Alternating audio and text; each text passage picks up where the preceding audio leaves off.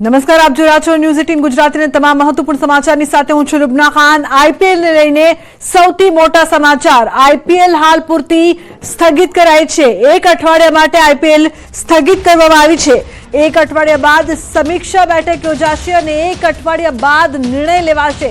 તો સુરક્ષા કારણોસર આઈપીએલ ને સ્થગિત કરવામાં આવી છે। ઉલ્લેખનીય છે કે નિર્ણય છે તે પણ એક અઠવાડિયા બાદ લેવામાં આવશે તેવી પણ જાણકારી મળી રહી છે। ખૂબ જ મોટા સમાચાર आईपीएल ने लईने सूत्रों तरफथी माहिती मळी रही है कि एक अठवाडिया माटे आईपीएल स्थगित करवामां आवी छे। अत्यारनी जे परिस्थिति भारत पाकिस्तान वच्चेनी आ तणावभरी परिस्थिति जोवा मळी रही है अने सुरक्षाना भागरूपे सतर्कताना भागरूपे आ निर्णय छे ते लेवामां आव्यो छे।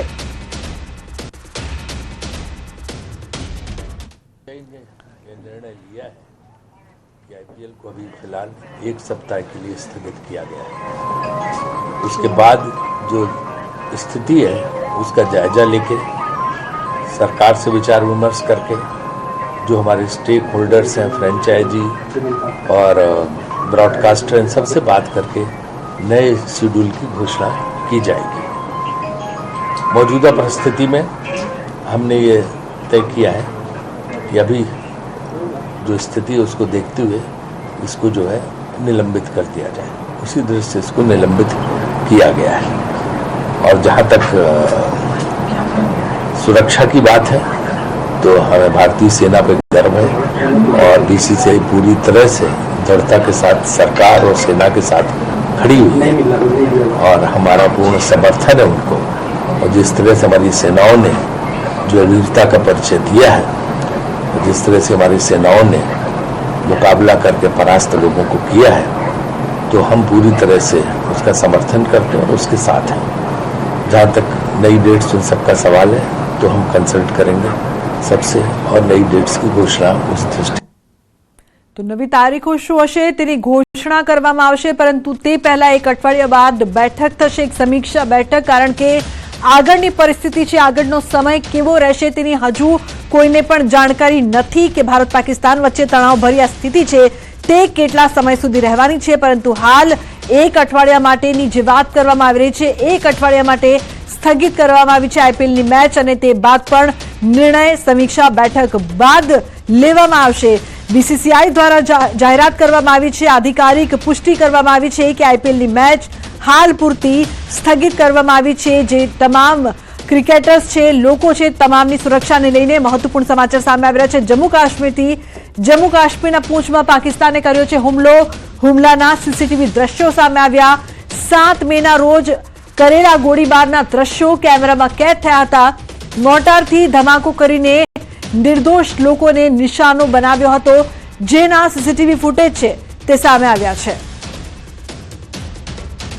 तो वो चाय बड़ा मैं उधर चला गया तो मैं वहां से 5-6 मिनट, जहाँ मैं इस कमरे में 6 मिनट पहले मैं उठ कर चला गया उधर, तो आगे ब्लास्ट इधर हो गया। तो मैं हैरान सा हो गया। तो बहुत हैवी ब्लास्ट था, उसने मेरे मकान को तबाह किया। यहाँ पर है हमारी गवर्नमेंट भी बड़ा करते हैं, ये फौज ना हो, ये पूंछ में फौज ना हो अगर, तो हमारा जीना यहाँ पर मुश्किल है। दिन रात ये हमें तंग करें, ये फौज की मेहरबानी है जो दिन रात पहाड़ों पर खड़े हैं और हम रात को सोकर आराम के साथ सोते हैं। तो महत्वपूर्ण है कि जे घटना घटी हती 7 तारीखे जे हुमलो थयो हतो, निर्दोषोने निशान बनाववामां आव्या हता, तेना सीसीटीवी फूटेज सामे आव्या छे। कई रीते घरोने निशान बनाववामां आव्या, રહેણાંક विस्तारने निशान बनाववामां आव्या। अत्यारे बैठकोनो दौर जे प्रकारथी चाली रह्यो छे, रक्षा मंत्रीनी बैठक, बीजी तरफ बीएसएफ, सीआईएसएफडी, डीजी साथे चर्चा, ऑपरेशन सिंदूर जे प्रकारथी थई रह्यो छे, राजनाथ सिंहनी डीआरडीओना चीफ साथे बैठक मળી રહી છે। सीडीएस साथे बैठक बाद डीआरडीओना चीफ साथे पण बैठक। केंद्रीय गृहमंत्री अमित शाह करशे महत्वनी बैठक। 12:30 वागे તેમના નિવાસસ્થાને એક બેઠક પણ મળી હતી। તો જે પ્રકારથી બેઠક છે તે મળી ચૂકી છે અને હવે પણ બેઠકો થઈ રહી છે સતત। બીએસએફ, ડીજી, सीआईएसएफના ડીજી હાજર રહ્યા છે અને આજે આરોગ્ય મંત્રી જેપી નડ્ડા સરહદી રાજ્યોના આરોગ્ય સચિવ સાથે પણ તેમની બેઠક છે। જમ્મુ કાશ્મીર, પંજાબ, રાજસ્થાન, હરિયાણા, ગુજરાતના આરોગ્ય સચિવો સાથે બેઠક વિડીયો કોન્ફરન્સિંગ દ્વારા આ બેઠક થઈ રહી છે। નિર્મલા સીતારમણ પણ બેઠક કરી રહ્યા છે। કેન્દ્રીય નાણામંત્રી આજે સાંજે તમામ બેંકના એમડી સાથે વિડીયો કોન્ફરન્સથી બેઠક કરશે। પાકિસ્તાન તરફથી સાયબર હુમલાની શક્યતાને ખતરા અંગે પણ ચર્ચા થશે। બેન્કિંગ વ્યવહાર કેવી રીતે સુરક્ષિત રાખવા તે અંગે પણ કડક માર્ગદર્શિકા છે તે અપાઈ શકે છે। મહત્વપૂર્ણ સમાચાર, બેઠકોનો દોર અને આગળની રણનીતિ કેવી રહેશે, કોઈ પણ જાતનો ખતરો પછી તે સાયબરની રીતે હોય, બેન્કિંગની રીતે હોય, તે તમામ બાબતો અંગે આ બેઠકોમાં ચર્ચા કરવામાં આવશે। તો અમદાવાદ શહેર પોલીસ કમિશનર દ્વારા બોલાવવામાં આવી છે મીટિંગ। શહેરના તમામ અધિકારીઓ સાથે મીટિંગ, હાલની પરિસ્થિતિને જોઈને બોલાવવામાં આવી છે આ મીટિંગ। સાંજે 4 વાગે આ મીટિંગમાં હાજર રહેવા અધિકારીઓને આદેશ આપવામાં આવ્યો છે। તો મહત્વપૂર્ણ બેઠક છે, શહેરના તમામ અધિકારીઓ સાથે આ બેઠક કરવામાં આવશે। સાંજે 4 વાગે તમામ અધિકારીઓને આ બેઠકમાં હાજર રહેવાના આદેશ આપવામાં આવ્યા છે। ઉલ્લેખનીય છે કે અમદાવાદ પોલીસ કમિશનરે બેઠક બોલાવી છે અને આ બેઠકમાં શહેરના જેટલા પણ અધિકારીઓ છે તેમને તાકીદે હાજર રહેવાની સૂચના। તો ભારત પાકિસ્તાન તણાવની સ્થિતિ વચ્ચે ન્યૂઝ 18ની ટીમ નડાબેટ પહોંચી છે। નડાબેટ ખાતે આવેલા નડેશ્વરી માતાજી મંદિરનો અનોખો ઇતિહાસ છે। મંદિરમાં બીએસએફ જવાન કરે છે પૂજા અર્ચના। માં નડેશ્વરીને દેશની સુરક્ષા માટે પ્રાર્થના કરાય છે। અગાઉના યુદ્ધોમાં માં નડેશ્વરીએ ભારતીય સેનાને આત્મવિશ્વાસ અને પ્રેરણા પૂરી પાડી હોવાની માન્યતા છે। બનાસકાંઠામાં ભારત પાકિસ્તાન બોર્ડર પર આવેલા આ મંદિરમાં અને આસપાસના વિસ્તારમાં સ્થિતિ સામાન્ય, જો કે હાલની પરિસ્થિતિને જોતા નહિવત પ્રમાણમાં દર્શનાર્થીઓ જોવા મળી રહ્યા છે। તો મહત્વનું છે કે નડેશ્વરી માતા પહેલા પણ યુદ્ધમાં દેશની રક્ષા કરી ચૂક્યા છે। તેવી પણ જે પ્રકારથી વાત પહેલાથી સાંભળવા મળે છે કે કઈ રીતે સેનાની તેમણે મદદ કરી હતી। ભારત પાકિસ્તાન વચ્ચે જ્યારે યુદ્ધના એંધાણ સર્જાઈ રહ્યા છે અને ત્યારે ઇતિહાસ ગવાહ છે કે જે નડેશ્વરી માતાનું મંદિર છે જે નડાબેટ ખાતે આવેલું છે તેનો પણ એક ઇતિહાસ રહેલો છે। વર્ષ 2015માં આ નડેશ્વરી માતાજીનું મંદિર જે છે તે બીએસએફ દ્વારા ખાસ રિનોવેશન કરવામાં આવ્યું છે। શ્રદ્ધા એ પ્રકારની છે કે ક્યાંક ને ક્યાંક અગાઉના જે યુદ્ધ થયા હતા તેમાં પણ નડેશ્વરી માતાજીએ તેમને સાક્ષાત્કાર પુરાવ્યો હતો અને ત્યારથી લઈ અત્યાર સુધી એક બીએસએફનો જવાન જે છે તે પૂજા અર્ચના કરવા માટે અહીંયા તૈનાત રાખવામાં આવે છે। સતત સુરક્ષાની વાત હોય કે રસ્તો બતાવવાની વાત, તો બીએસએફને હંમેશા મદદ કરતું રહ્યું છે નડેશ્વર માતાજીનું મંદિર અને તેને જ પગલે આજે પણ અતૂટ શ્રદ્ધા જે છે તે નડાબેટમાં અહીં જોવા મળે છે। કેમેરામેન સૈનિક મહેતા સાથે મૌલિક દામેચા, ન્યૂઝ 18, નડાબેટ, બનાસકાંઠા। તો અરવલ્લીથી મહત્વપૂર્ણ સમાચાર, ભારત પાક વચ્ચે તણાવને લઈને તંત્ર એલર્ટ છે। યાત્રાધામ શામળાજી મંદિરમાં સર્ચ હાથ ધરાયું છે। શામળાજી મેશ્વો ડેમ ખાતે પણ તપાસ કરવામાં આવી રહી છે। બોમ્બ સ્ક્વોડની ટીમ દ્વારા સાવચેતીના ભાગરૂપે તપાસ। ગુજરાત રાજસ્થાન બોર્ડર પર આવેલા મંદિર અને ડેમની તપાસ કરવામાં આવી રહી છે।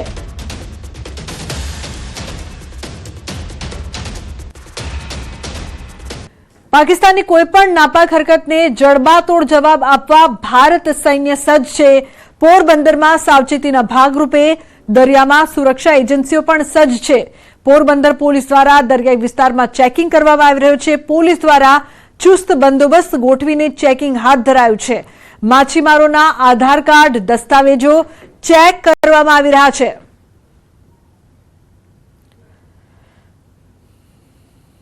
આતંકી દેશ પાકિસ્તાન દ્વારા જે રીતે સતત જે નાપાક હરકતો છે તે ભારત પર કરવામાં આવી રહી છે, ત્યારે જે રીતે ગઈકાલે રાત્રિના પણ જે રીતે ભારત પર પાકિસ્તાને નાપાક જે નિષ્ફળ જે અટેકના પ્રયાસો કર્યા છે, ત્યારબાદ જે ભારતની સુરક્ષા એજન્સીઓ જે જડબાતોડ જવાબ છે તે પાકિસ્તાનની અંદર ઘૂસીને જે આપ્યો છે, ત્યારબાદ કહી શકાય કે જે દરિયાઈ વિસ્તાર જે છે ત્યાં સતર્કતાના ભાગરૂપે જે સુરક્ષા એજન્સીઓ છે તે સલામતીના જે પગલા છે તે લઈ રહી છે। ખાસ કરીને જે બોટો જે છે તે બોટોનું જે ડોક્યુમેન્ટ સહિતની જે ચેકિંગ છે તે પોલીસ દ્વારા કરવામાં આવી રહ્યા છે। સાથે જ જે તમામ જે દરિયાઈમાં સુરક્ષા એજન્સીઓ છે તે પેટ્રોલિંગ સહિત જે છે તે વધારવામાં આવ્યું છે। કોઈ પણ જે પાકિસ્તાનની જે નાપાક હરકત છે તેને જવાબ આપવા માટે જે ભારત છે તે સજ્જ છે અને કોઈ પણ જે વળતો પ્રયાસ કરવામાં આવશે તો સુરક્ષા એજન્સીઓ છે તેને નાકામ બનાવવા માટે પણ જે તમામ તૈયારીઓ છે તે કરી રહી છે। પ્રતિશ સિલ્લુ, ન્યૂઝ 18 ગુજરાતી, પોરબંદર। તો ગુજરાત સાથે સુરતમાં પણ એલર્ટ અપાયું છે। એલર્ટને પગલે હોસ્પિટલો હવે હરકતમાં। સુરત મનપા સંચાલિત સ્મીમેર હોસ્પિટલમાં તમામ તૈયારી કરવામાં આવી છે। ડોક્ટરોની ટીમને સ્ટેન્ડ બાય રખાઈ છે, દવાઓનો સ્ટોક કરાયો છે, તેમજ વેન્ટિલેટર સાથેના જે બેડ છે તે પણ તૈયાર કરવામાં આવ્યા છે। હુમલાના સમયે લોકોને તરત સારવાર મળી રહે તે માટે હોસ્પિટલ સજ્જ છે। તો 15મી મે સુધી ડ્રોન ઉડાડવા પર બંધી પ્રતિબંધ। 15મી સુધી ગુજરાતમાં ફટાકડા ફોડવા પર પણ પ્રતિબંધ છે। કોઈ પણ સમારંભ કે કાર્યક્રમમાં ફટાકડા ફોડવા કે ડ્રોન ઉડાડવા પર પ્રતિબંધ લદાયો છે। રાજ્યના ગૃહરાજ્યમંત્રી હર્ષ સંઘવીએ ટ્વીટ કરીને આ અંગેની માહિતી આપી છે। તો મહત્વનું છે કે 15મી સુધી ગુજરાતમાં ફટાકડા ફોડવા પર પ્રતિબંધ છે।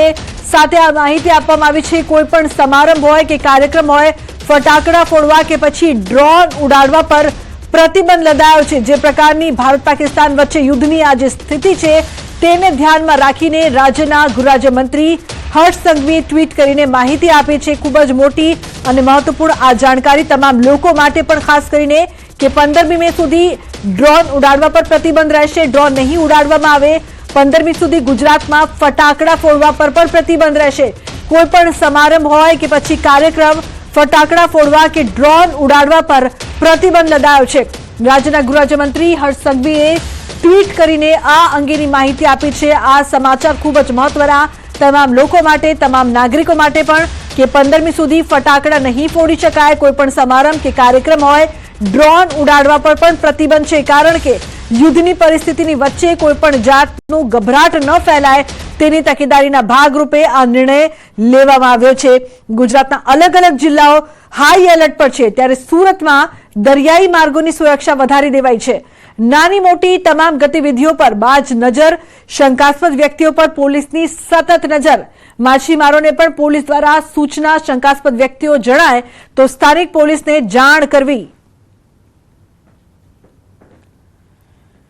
જમ્મુ કાશ્મીરમાં આતંકવાદી હુમલા બાદ ભારત પાકિસ્તાન વચ્ચે જે તણાવ ચાલી રહ્યો છે, છેલ્લા 48 કલાકથી ભારત પાકિસ્તાન ઉપર બોમ્બારી કરી રહી છે અને જે તણાવ ઊભો થયો છે તેને લઈને ખાસ કરીને પાકિસ્તાન દ્વારા ગુજરાતની બોર્ડરો ઉપર જે પ્રકારે ગઈકાલે રાત્રે બોમ્બારી કરવામાં આવી હતી તેને લઈને ગુજરાત સરકાર એલર્ટ થઈ છે। ખાસ કરીને સુરતની વાત કરવામાં તો સુરતનો હજીરા વિસ્તાર સૌથી મોટો ઔદ્યોગિક વિસ્તાર છે, દેશનો સૌથી મોટો ઔદ્યોગિક કંપનીઓ અહીંયા આવેલી છે। એટલે કે અને બીજી બાજુ પાકિસ્તાન દ્વારા દરિયાઈ માર્ગે ભારતમાં ઘૂસણખોરી થાય તેવા એક ઇનપુટને લઈને હવે ગુજરાત પોલીસ એલર્ટ થઈ છે। ખાસ કરીને સુરત પોલીસ દ્વારા દરિયા કિનારાના વિસ્તારો પર સતત પેટ્રોલિંગ કરવામાં આવી રહ્યું છે। ખાસ કરીને દરિયામાં આવતી જતી તમામ બોટોને ચેક કરવામાં આવી રહી છે। તે ઉપરાંત જે દરિયાઈ વિસ્તાર છે ત્યાં મોડી રાત્રે સઘન પેટ્રોલિંગ શરૂ કરવામાં આવ્યું છે। CISF હોય, સુરત પોલીસ હોય, મરીન કમાન્ડો હોય, તમામ લોકોને તૈનાત કરવામાં આવ્યા છે। ખાસ કરીને જે પ્રકારે ભૂતકાળમાં પાકિસ્તાનના જે આતંકવાદીઓ હતા તે દરિયાઈ માર્ગે ભારતમાં પ્રવેશ્યા હતા અને હજીરા વિસ્તારની જે કંપનીઓ છે આ કંપનીઓને જો બોમ્બારીથી નુકસાન થાય તો ગુજરાત અને ભારતના આર્થિક તંત્રને મોટી તકલીફ પડે તેવું છે, જેને લઈને કહી શકાય કે પોલીસ દ્વારા સતત પેટ્રોલિંગ શરૂ કરવામાં આવ્યું છે। દ્રશ્ય સીધા જોઈ શકાય છે કે જે પ્રકારે પોલીસ દ્વારા અહીંયા સતત પેટ્રોલિંગ કરવામાં આવી રહ્યું છે। સમગ્ર ઘટનાને ધ્યાનમાં રાખી મોડી રાતથી સુરત પોલીસે પેટ્રોલિંગ શરૂ કર્યું છે, ત્યારે અધિકારીઓ અહીંયા છે। આપણે અધિકારી સાથે વાત કરીશું, શું કહેવું છે, કયા પ્રકારનું પેટ્રોલિંગ છે, શું નામ છે આપનું? મારું નામ અરવિંદભાઈ મેઘજીભાઈ ચૌધરી એસઆઈ છું, હજીરા પોલીસ સ્ટેશનમાં છું। મેઘજીભાઈ કયા પ્રકારે અરવિંદભાઈ કયા પ્રકારે પેટ્રોલિંગ કરવામાં આવી રહ્યું છે? એ સુરક્ષાને લગતી તમામ પ્રકારની પેટ્રોલિંગ રાખવામાં આવે છે ઉપલા અધિકારીની સૂચના મુજબ। બિલકુલ અહીંયા તમામ પ્રકારનું પેટ્રોલિંગ શરૂ કરવામાં આવ્યું છે। ખાસ કરીને દરિયાઈ સીમા છે, જે કહી શકાય કે દરિયા બાદ પાકિસ્તાન આવતું હોય છે, એટલે કે ગુજરાત જે રીતે આતંકવાદ અને પાકિસ્તાનના ટાર્ગેટમાં છે ત્યારે ચોક્કસ ગુજરાતમાં કોઈ અનિચ્છનીય બનાવ ના બને તેને લઈને ગુજરાત સરકારે એક વોર રૂમ ગાંધીનગર ખાતે શરૂ કર્યો છે અને સતત ગુજરાતના ખૂને ખૂના પર નજર રાખવામાં આવી રહી છે। ત્યારે બીજી બાજુ સુરતનો જે હજીરા વિસ્તાર છે, ઔદ્યોગિક એકમો મોટા પ્રમાણમાં આવેલા છે અને દરિયાઈ સીમા હોવાને લઈને અહીંયા સુરત પોલીસ દ્વારા મોટા પ્રમાણમાં પેટ્રોલિંગ પણ શરૂ કરવામાં આવ્યું છે। કેમેરામેન જીગર ગુગલ સાથે કીર્તેશ પટેલ, ન્યૂઝ 18 ગુજરાતી, સુરત। તો સરહદી વિસ્તારમાં વધારાઈ છે સુરક્ષા.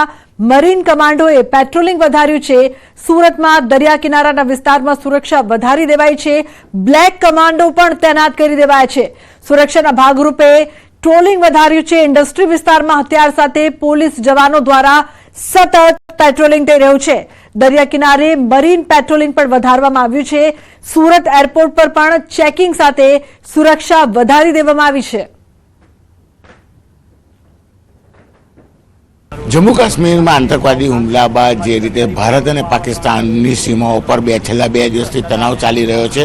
ખાસ કરીને ગુજરાતનું સુરત આમ જોવા જઈએ તો ગુજરાતનું આર્થિક પાટનગર કહેવાય, સૌથી મોટા ઉદ્યોગો આવેલા છે અને સુરતનું હજીરા વિસ્તાર છે કે જ્યાં આગળ આવેલી મલ્ટીનેશનલ કંપનીઓ છે કે જે ગુજરાત અને ભારતના અર્થતંત્રમાં સૌથી મોટો મહત્વનો ભાગ ભજવે છે. તેને લઈને ખાસ કરીને સુરત પોલીસ દ્વારા કહી શકાય કે મરીન કમાન્ડો સાથે બ્લેક કમાન્ડો અને પોલીસના માણસો સતત છેલ્લા 24 કલાકથી જે પ્રકારે પેટ્રોલિંગ કરી રહ્યા છે, દ્રશ્ય સીધા જોઈ શકાય છે. મરીન કમાન્ડો છે, તેની વચ્ચે કહી શકાય QRD બ્લેક કમાન્ડો છે અને સાથે સાથે કહી શકાય પોલીસની ટીમોને તૈનાત કરવામાં આવી છે. તમામ લોકો હજીરા વિસ્તારમાં આવેલી જે કંપનીઓ છે તે કંપનીઓમાં સતત પેટ્રોલિંગ કરી રહી છે, ખાસ કરીને દરિયાઈ પટ્ટો. કારણ કે ભૂતકાળમાં જે પ્રકારે ભારતની સીમાઓમાં દરિયાઈ માર્ગે આતંકવાદીઓએ પ્રવેશ કર્યો હતો અને કોઈ અનિચ્છનીય ઘટના ના બને તેના માટે ખાસ આ તકેદારી રાખવામાં આવી રહી છે. ત્યારે દ્રશ્ય જ કહી જાય છે કે ગુજરાત એટલે કે આમ તો પાકિસ્તાન જે રીતે પંજાબ અને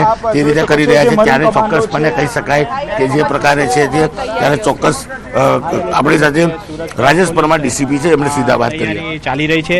પોલીસ 24/7 તૈયાર છે. હજીરા ઇન્ડસ્ટ્રીયલ વિસ્તારમાં તથા બાકીના ઈચ્છાપુર ને આખા સુરત શહેર વિસ્તારના દરેક દરિયાઈ કાંઠા વિસ્તારમાં અમારી સરકારી બોટથી પેટ્રોલિંગ ચાલી રહ્યું છે. પ્રાઇવેટ કંપનીની જે ટગ હોય એમાં પણ અમારા મરીન કમાન્ડો જવાન પેટ્રોલિંગમાં જાય છે. આ ઉપરાંત વાહન ચેકિંગ પણ ચાલુ છે. આ વિસ્તાર આપ સમજી શકો એમ છો કે ઇન્ડસ્ટ્રીયલ વિસ્તાર છે, ઘણો સંવેદનશીલ છે, એટલા માટે થઈને અમારું પેટ્રોલિંગ ચાલુ છે. ખાસ જે બ્લેક કમાન્ડો એને બોલાવવામાં આવ્યા છે, કઈ રીતની કામગીરી કરવામાં આવે? અત્યારે અમારી પાસે SRPની કંપની મરીન ટાસ્ક ફોર્સ અને મરીન કમાન્ડો સાથે છે. એને પેટ્રોલિંગમાં તથા અલગ અલગના અમારા મોરચા પોઈન્ટ ઉપર અમે બંદોબસ્ત ખાસ કરીને આ પોર્ટ અધિકારીએ કીધું એમ કે હજીરા વિસ્તાર છે, ઇન્ડસ્ટ્રીયલ વિસ્તાર છે અને મેં પહેલાં જ કીધું એમ ગુજરાત અને ભારતના આર્થિક જે વિકાસ છે કહી શકાય તેમાં સૌથી મહત્વનો આ ઇન્ડસ્ટ્રી ભાગ ભજવે છે.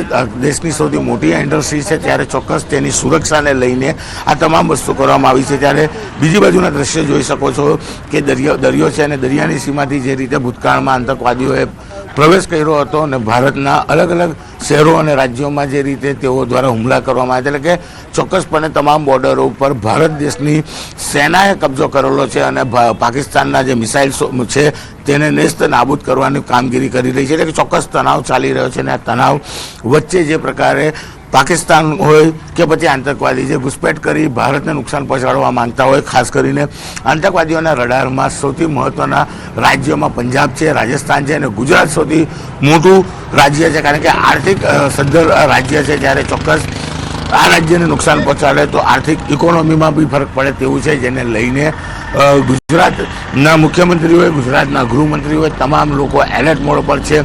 કંટ્રોલ રૂમ શરૂ કરવામાં આવ્યો છે. ત્યારે ચોક્કસ આખા ગુજરાતનું આર્થિક પાટનગર સુરત અને સુરતની હજીરાની ઇન્ડસ્ટ્રીને બચાવવા અથવા તો સેફ રાખવા માટે તંત્ર દ્વારા, પોલીસ દ્વારા કયા પ્રકારની કવાયત કરે છે તેના દ્રશ્યો સીધા જોવા મળી રહ્યા છે. કેમેરામેન જીગર ગુગલ સાથે કીર્તેશ પટેલ, ન્યૂઝ 18 ગુજરાતી, સુરત. તો ભારતના ઓપરેશન સિંદૂરની સફળતા બાદ પાકિસ્તાન બોખલાઈ ગયું છે. યુદ્ધની સ્થિતિ જોતા ઇન્ડિયન મેડિકલ એસોસિએશને પણ મેડિકલ ઇમરજન્સીની તૈયારીઓ શરૂ કરી છે. મુખ્યમંત્રીને પત્ર લખીને મેડિકલ સપોર્ટ માટે Gujarat institute of disaster management સાથે સપોર્ટમાં રહેવાની તૈયારી બતાવી છે. શું કહ્યું મુકેશ મહેશ્વરીએ, સાંભળીએ. ઇન્ડિયન મેડિકલ એસોસિએશને ગુજરાત સરકારને અને મુખ્યમંત્રીને કાગળ લખીને કહ્યું છે કે યુદ્ધની પરિસ્થિતિમાં ડિઝાસ્ટર મેનેજમેન્ટના સપોર્ટમાં ઇન્ડિયન મેડિકલ એસોસિએશનના ડૉક્ટર્સ જ્યાં જ્યાં જરૂર પડશે ભારતની આર્મીને અથવા સરકારને ત્યાં ખડેપગે સેવા આપવા માટે તૈયાર બેઠા છે. પ્રાઇવેટ સેક્ટરમાંથી ડૉક્ટર્સ ગવર્મેન્ટ સેક્ટરમાં DHOને અને જ્યાં જ્યાં જરૂર પડશે ત્યાં અમે લોકો સર્વિસ આપવા માટે જઈશું.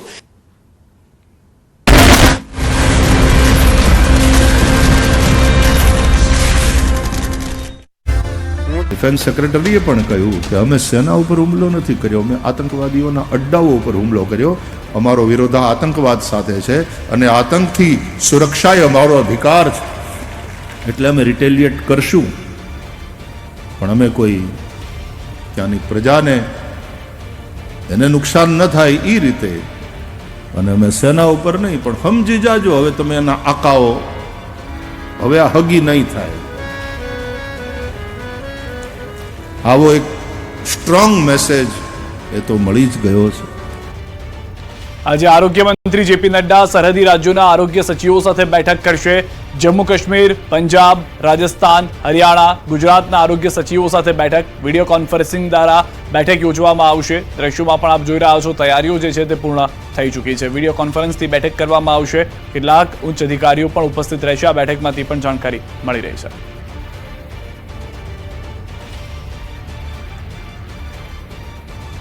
રાજકોટથી રશિયા વિશેષજ્ઞ મનન ભટ્ટનું નિવેદન, પાકિસ્તાનની નાપાક હરકત નિષ્ફળ, આગામી સમયમાં પણ શરૂ રહી શકે છે. ભારત તરફથી પણ જવાબ આપવામાં આવશે. ભારતે પાકિસ્તાનને જડબાતોડ જવાબ આપ્યો છે. પાકિસ્તાન બિલકુલ ઘૂસણખોરી ન કરી શક્યું. 1971 બાદનો પાકિસ્તાન પર સૌથી મોટો હુમલો છે આ. હજુ આ હુમલો અહીંથી અટકશે નહીં. ભારતે તેનો જવાબ આપવાનું શરૂ રાખવું પડશે.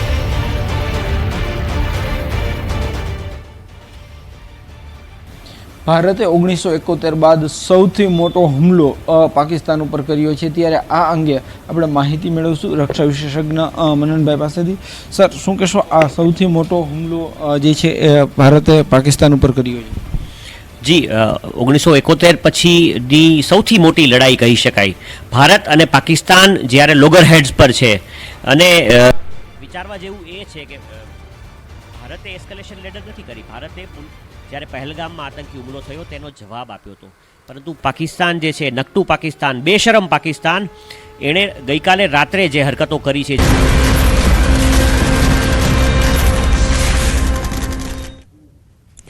Welcome back. ભારત પાકિસ્તાન તણાવભરી સ્થિતિને લઈને ગુજરાતના 18 જિલ્લાઓ હાઈ એલર્ટ પર છે, જેમાં કચ્છ જિલ્લો પણ હાઈ એલર્ટ મોડ પર છે. ત્યારે ન્યૂઝ 18 ગુજરાતીની ટીમ કચ્છ પહોંચી, જ્યાંના સ્થાનિકો સાથે વાત કરતા તેઓએ 1971ના યુદ્ધની સ્થિતિ અને હાલની સ્થિતિ ખૂબ જ સારી હોવાનું જણાવ્યું છે. સ્થાનિકોના મતે ભયની કોઈ સ્થિતિ નથી. તમામ કચ્છવાસીઓ સેનાની પડખે છે.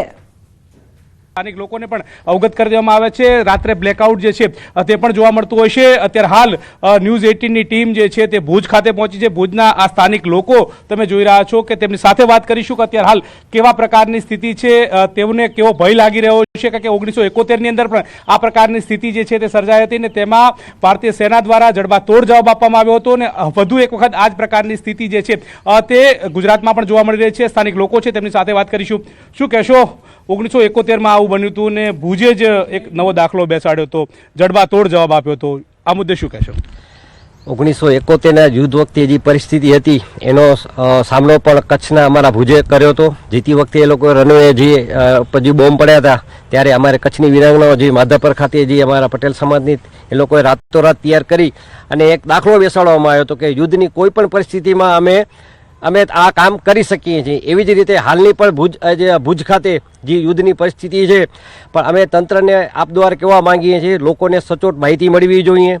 બ્લેકઆઉટ થાય ત્યારે એના પહેલાં એ લોકોને ખબર હોવી જોઈએ કે ભાઈ આપણે બ્લેકઆઉટ કરવાનો છે, તો એ પરિસ્થિતિમાં આપણે કેવી રીતે રહેવું જોઈએ. સરકાર દ્વારા એકદમ કડક અને સરસ પગલાં લેવામાં આવ્યા છે. આ 2025નું નવું ભારત છે, જે ભારત સામે આંખ ઊંચીને જોવાવાળાને વળતો જવાબ મળી રહ્યો છે, અને ક્યારેય પણ આખા વર્લ્ડની અંદર ભારત સામે કોઈ આંખ ઊંચી નહીં કરી શકે એનો સખત કડકમાં કડક પગલાં લેવામાં આવે છે અને વળતો જવાબ આપવામાં આવે છે. કેટલું સતર્ક રહેવું જરૂરી છે અત્યારે? સતર્ક સરકારના નિયમ પ્રમાણે રહેવું જરૂરી છે, કારણ કે આપણો જે આ પાકિસ્તાન છે, આપણો જે દુશ્મન દેશ છે, એનાથી સતર્ક રહેવું જરૂરી છે, અને સરકારશ્રીના જે નિયમ છે એનું પાલન પણ કરવું જોઈએ. કેટલો ડર, કેટલો ભયનો માહોલ છે, અને વચ્ચે લોકોને તમે શું સમજાવશો? કચ્છની અંદર હાલ તો પરિસ્થિતિ નિયંત્રણમાં છે, પણ લોકોને એક અંદર જે, કારણ કે કચ્છ એકદમ અંતરિયાળ અને અહીંયા બિલકુલ ઓછા શિક્ષિત લોકો છે, એટલે આ જે કંઈ જે માહોલ સર્જાયને કારણે લોકોમાં એક અફવાનો પણ માહોલ થાય છે. એટલે સરકારે અને ખાસ કરીને જિલ્લા વહીવટી તંત્ર જે કંઈ સાચી પરિસ્થિતિ છે એ લોકો સુધી પહોંચાડવી જોઈએ. સોશિયલ મીડિયા પર બિનજરૂરી જે આવા અફવા ફેલે એના પર કાર્યવાહી થવી જોઈએ છે. અને હાલની પરિસ્થિતિ એવી છે કે અહીંયાની કચ્છની જે દિનચર્યા છે એ નિયમિત છે. આર્મીએ ઠીક છે બધી વિસ્તારમાં કબજો કરી લીધો છે ને એકદમ હાઈ એલર્ટ ઉપર, હાઈ રિસ્ક ઉપર કચ્છ જિલ્લો છે, પણ અત્યાર સુધીની પરિસ્થિતિ એકદમ નોર્મલ છે. ડર લાગે છે? ના, ડરનો કોઈ મતલબ જ નથી. કડક કાર્યવાહી થઈ રહી છે અને સારું કામ થઈ રહ્યું છે. કેટલા આશ્વસ્ત છો? એકદમ આશ્વસ્ત થઈએ. અમે સરકાર સાથે જ છીએ ને અમારી જે પણ સરકારની ગાઈડલાઈન હશે એ પ્રમાણે પાલન કરશું ને દેશની સાથે જ રહીશું. સરકારે જે ગાઈડલાઈન આપી છે એનું પૂરેપૂરું પાલન કરવું અને બીજાને પણ આપણે સતર્ક કરીએ. કેટલા સતર્ક? બહુ સતર્ક રહેવું પડશે. આપણે બ્લોકઆઉટનું પણ આપણે પૂરેપૂરું ચુસ્તપણે પાલન કરવું જોઈએ. અને આ પણ જે બીજા પણ છે એને આ મેન તો એ છે કે અફવાથી દૂર રહેવું જોઈએ. અફવા અત્યારે ઘણી બધી ચાલતી હશે, એને લઈને કેવી કેવી અફવા થતી હોય છે? અફવામાં છે, અફવામાં ફેલાવવામાં આવે છે. અફવા ખરીદે છે નહીં.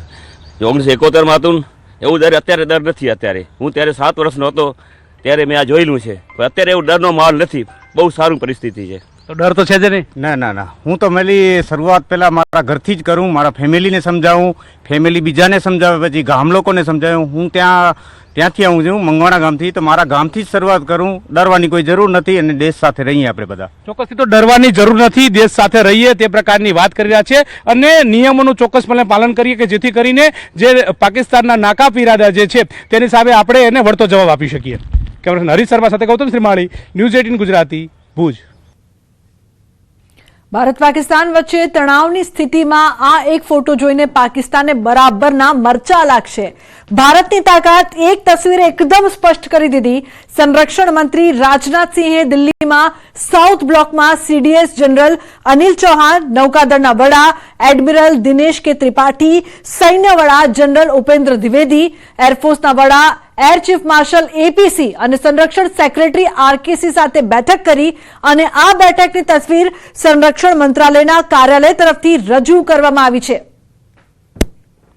તો તસવીરમાં આપ જોઈ શકો છો કે જે કોન્ફિડન્સ જોવા મળી રહ્યો છે, કોઈ પણ જાતની ચિંતા નથી જોવા મળી રહી અને ભારતની આ જે તાકાત છે તે આ તસવીરમાં એક સાથે જોવા મળી રહી છે, જેના કારણે પાકિસ્તાનને બરાબરના મરચા લાગે તે બિલકુલ સ્વાભાવિક છે.